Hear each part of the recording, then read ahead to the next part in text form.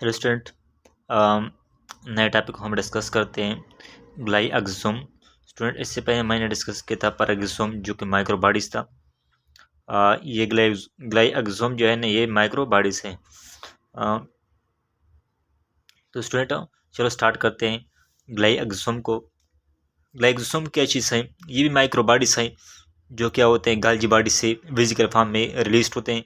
लेकिन जितने में गाल्जी बॉडी से जितने सब्सटेंस रिलीज होते हैं वो विजिकल या जो है ना विक्यूल फॉर्म में विक्यूल फॉर्म में जो रिलीज होते हैं उसको हम सिर्फ लाइसोसोम कहते हैं।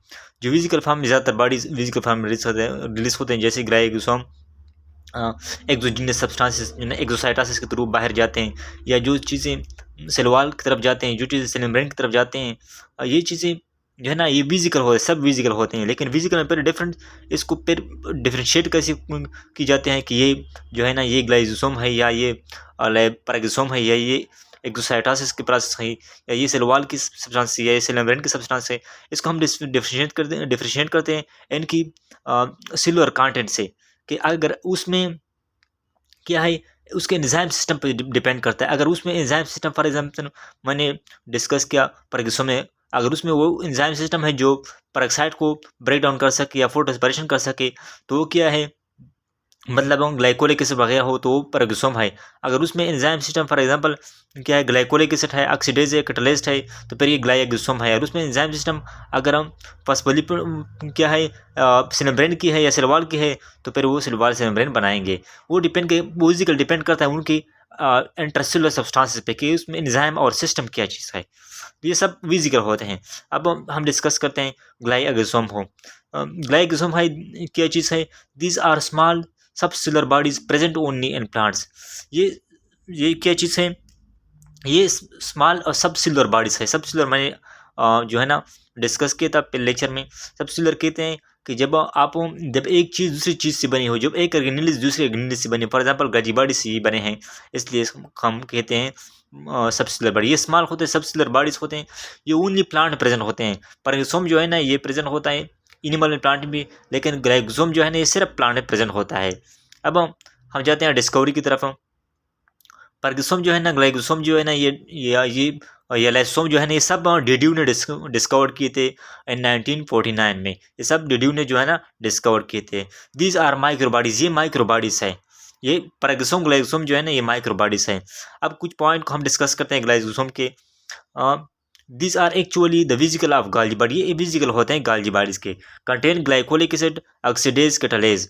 और यहाँ पे ग्लाइकोलिक एसिड प्रेजेंट होता है, ऑक्सीडेज प्रेजेंट होता है, कैटालेज एंजाइम प्रेजेंट होता है। आपने इन एंजाइम को याद रखने पर आपको पता चल जाएगा कि ये पैराग्लिसोम है या ग्लाइएक्सोम है या लाइसोसोम है। Only and plant also only and those plant which have lipid rich seed. ये सिर्फ प्लांट में प्रेजेंट होते हैं, लेकिन हर प्लांट में नहीं, सिर्फ उन प्लांट में जिनके सीड जो है ना वो लिपिड रिच हो, उनमें लिपिड ज़्यादा हो, वो सिर्फ उन प्लांट में प्रेजेंट होते हैं जिनके सीड में ज़्यादातर लिपिड हो। जिनके सीड में ज़्यादातर लिपिड हो, फॉर एग्जांपल सोयाबीन है, सोयाबीन के लिपिड के सीड में क्या होते हैं, जो लिपिड होते हैं। जिनके सीड में लिपिड्स हो उन प्लांट में प्रेजेंट होते हैं, हर प्लांट में नहीं, सिर्फ उन प्लांट में जिनके सीड में लिपिड हो। अब most abundant plants during seedling.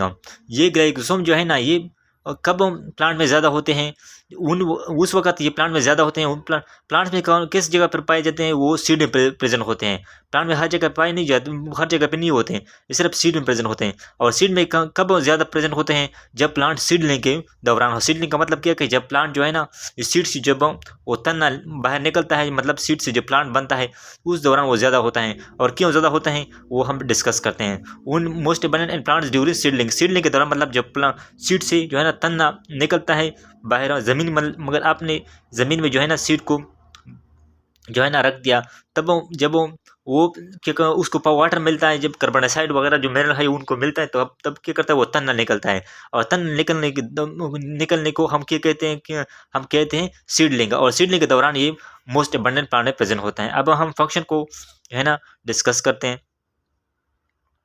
अब फंक्शन क्या है? It converts lipid and to carbohydrate to provide energy for seedling. अब मैंने कहा था कि ये लिपिड रिच सीड प्लांट में ज़्यादा पाए जाते हैं। और क्यों पाए जाते हैं? क्योंकि वो लिपिड को क्या करते ब्रेक डाउन करते हैं कार्बोहाइड्रेट में, और कार्बोहाइड्रेट क्या करता है, वो प्लांट को सीडलिंग के दौरान एनर्जी प्रोवाइड करता है। जब वो लिपिड जो है ना ब्रेक डाउन करता है, वो अपने एंजाइम के थ्रू, ग्लाइकोसोम क्या करता है, लिपिड को ब्रेक डाउन करता है अपने एंजाइम के थ्रू कार्बोहाइड्रेट में। और कार्बोहाइड्रेट क्या चीज़ है, कार्बोहाइड्रेट आपको पता है कार्बोहाइड्रेट प्राइमरी एनर्जी सोर्स है, लिपिड प्राइमरी एनर्जी सोर्स नहीं है। लिपिड जो है ना ये सेकेंडरी एनर्जी सोर्स है, उसको प्राइम एनर्जी सोर्स में कन्वर्ट करना होता है। और तब वो प्लांट को जो है ना सीड को एनर्जी प्रोवाइड करेगा, और वो क्या करेगा, वो सीडलिंग कर लेगा।